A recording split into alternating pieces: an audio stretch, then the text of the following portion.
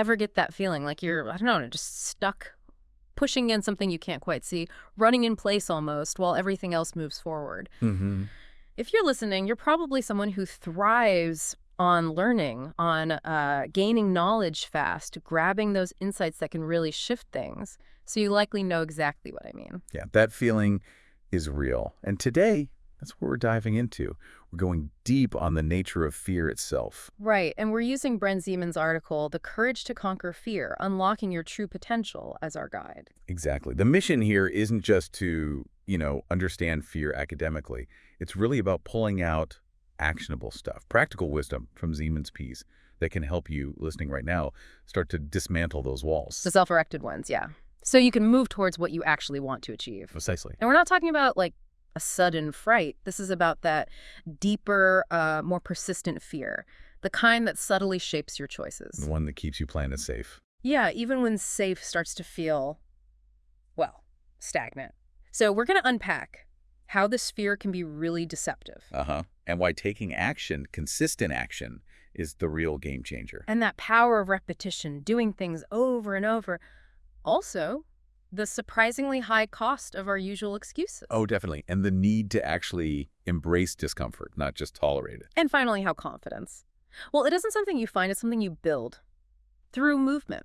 Right. Okay, let's start with how Zeman talks about fear itself, its nature. Well, what I found really insightful is how Zeman puts it. He says fear masquerades as a wise elder, Okay. but it's actually, in reality, a cunning prison guard. Wow. A prison guard, that's a strong image. It is. Because it's that inner voice, right? It often sounds so reasonable, maybe even protective. Yeah. Warning you off risks. Yeah. Are you sure? Maybe wait a bit. Exactly.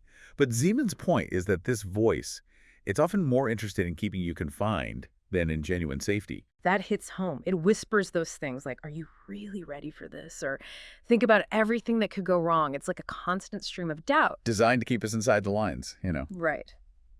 But the twist, as Zeman points out, is that if we listen too closely to all that caution, we often end up looking back with way more regret. Regret for the chances we didn't take. Exactly. It makes you really question the real cost of playing it too safe all the time. It does. And it leads to this really compelling question Zeman asks.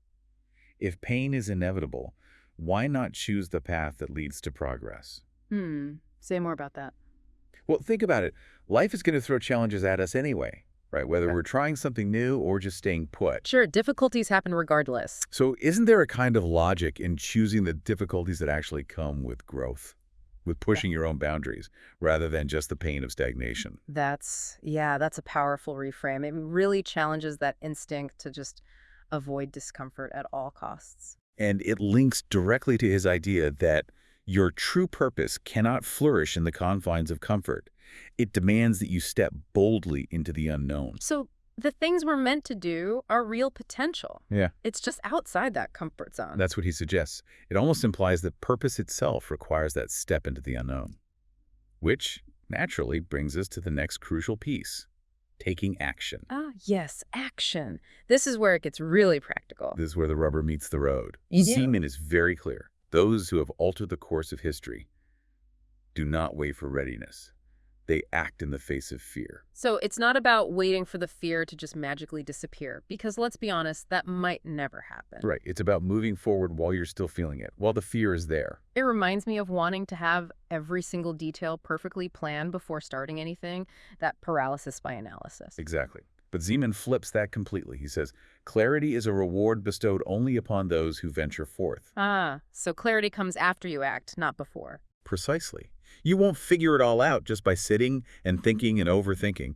You actually need to get in the game, get into the arena, so to speak. Yeah, and think about how many potentially great ideas just wither away because of that fear. Oh, absolutely. Business ideas never launch because of fear of failure. Or difficult conversations never had because you're anxious about the conflict. Or even new skills you wanted to learn but felt intimidated by.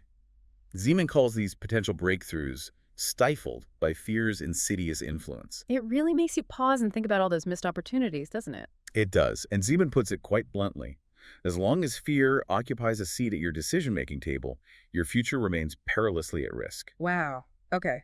So, if action is the vital first step, what keeps the momentum going? Zeman really highlights something we often underestimate: repetition. Yeah, this part is fascinating. He describes repetition as a powerful architect of our reality. Architect of reality.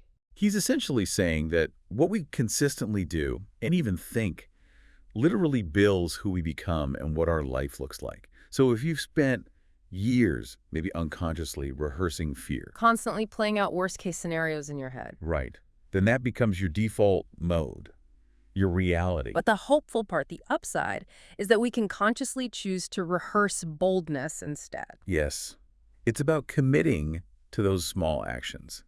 Maybe they feel a bit uncomfortable, but doing them daily, even when that fear is still there whispering in your ear. So it's not like, poof, you're suddenly fearless. Not at all.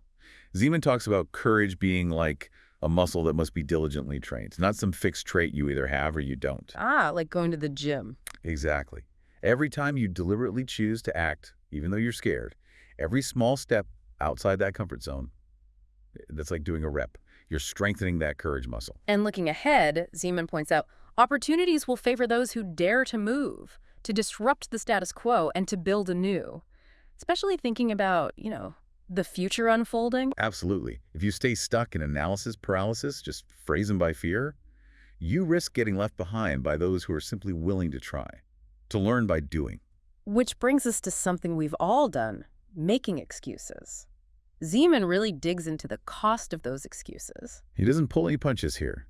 He calls excuses a costly currency, even describes them as loans against your future. Loans against your future, ouch. Yeah, every time we rationalize not doing something we know deep down we should, we're essentially borrowing from our future self and the interest.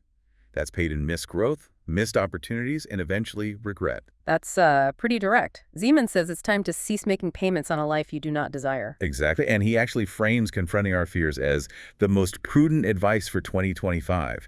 He sees it as a practical strategy, not just, a nice idea. A prudent strategy for a better viewer. Okay. And he highlights how sneaky fear can be, how it masquerades as logic, caution, and even wisdom. Right. It sounds so sensible sometimes. Just be careful. Maybe it's not the right time. All those seemingly rational reasons to stay put, to avoid the risk.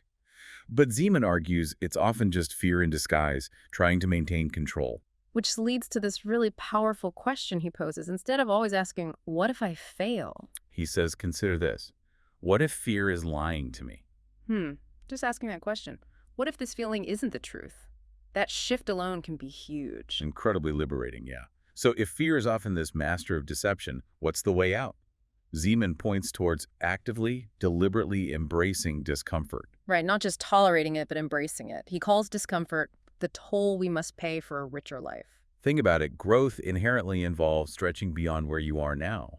And that stretch, it's naturally going to feel a bit uncomfortable. Like building muscle, you need resistance, you need challenge. Exactly. Physical strength needs resistance. And character, resilience. Mm.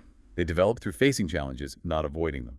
Zeman says that every version of yourself that surpasses your current state awaits behind the door marked hard things. It's like we know this on some level, don't we? Yet we still try to find the easy way, the shortcut around the discomfort. Yeah, we do. And Zeman touches on that irony. He says, many pray for breakthroughs while simultaneously fleeing from the process. Huh.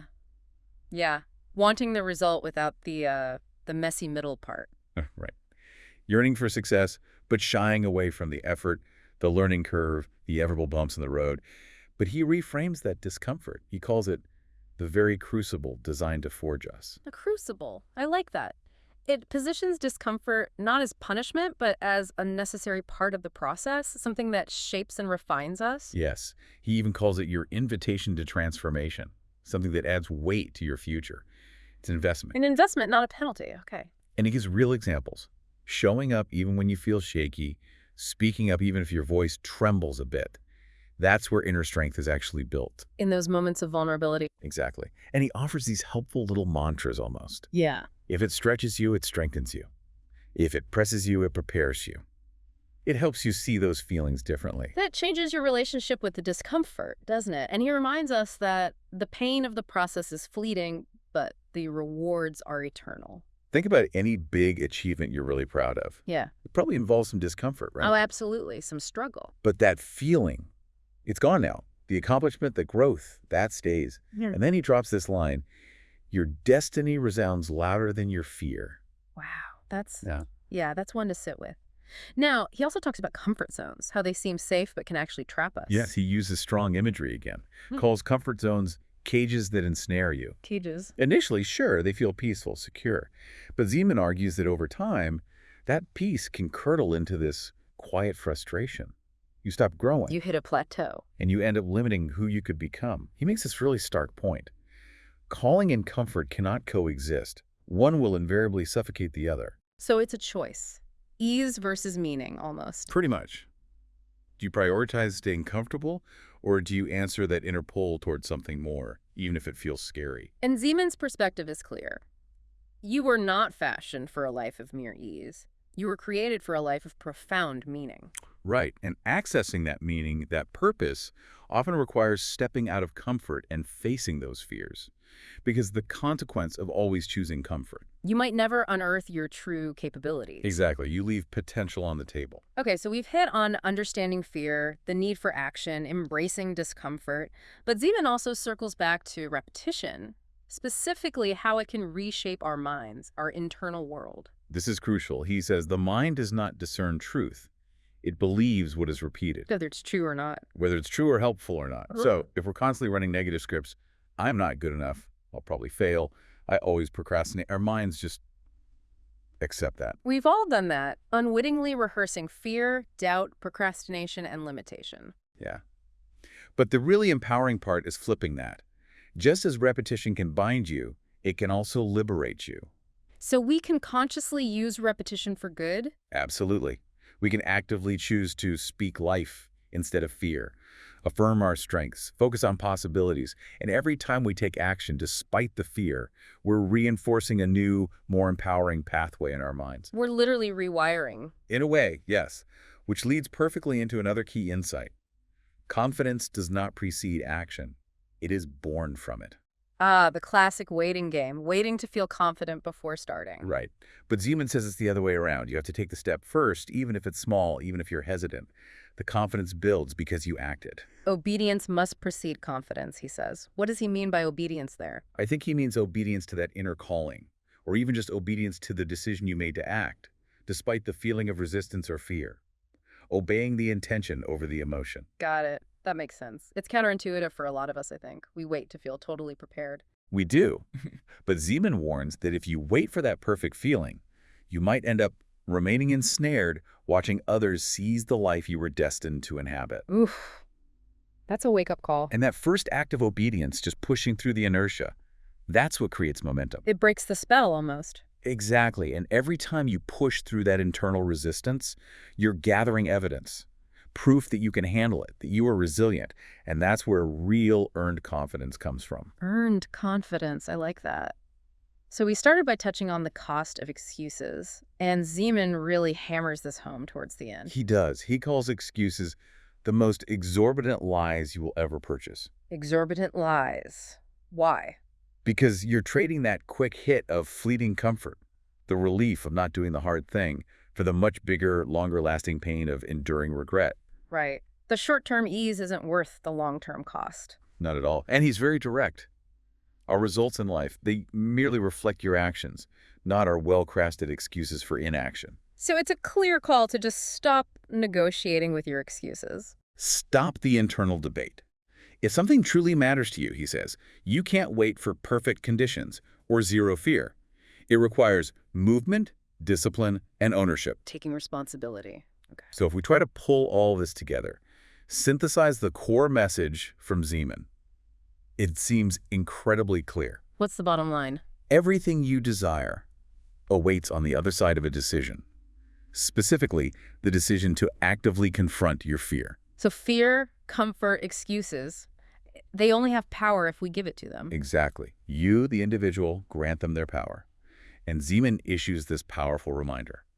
You are not designed to dwell in the shadows or to play small. That true growth, real fulfillment, it's not found in playing it safe. No, it's forged in the crucible of challenge. Yeah. By doing the things we've talked about, confronting fears, embracing discomfort, silencing excuses, and taking repeated action. Consistent, purposeful action. And he finishes with this really direct, compelling call. Do not wait for the opportune moment. The right time is when you choose it to be. Choose it. Don't wait for it. Right. Move, stretch, and obey, even when discomfort looms large. Your destiny is watching, posing a singular question. Will you move? Wow.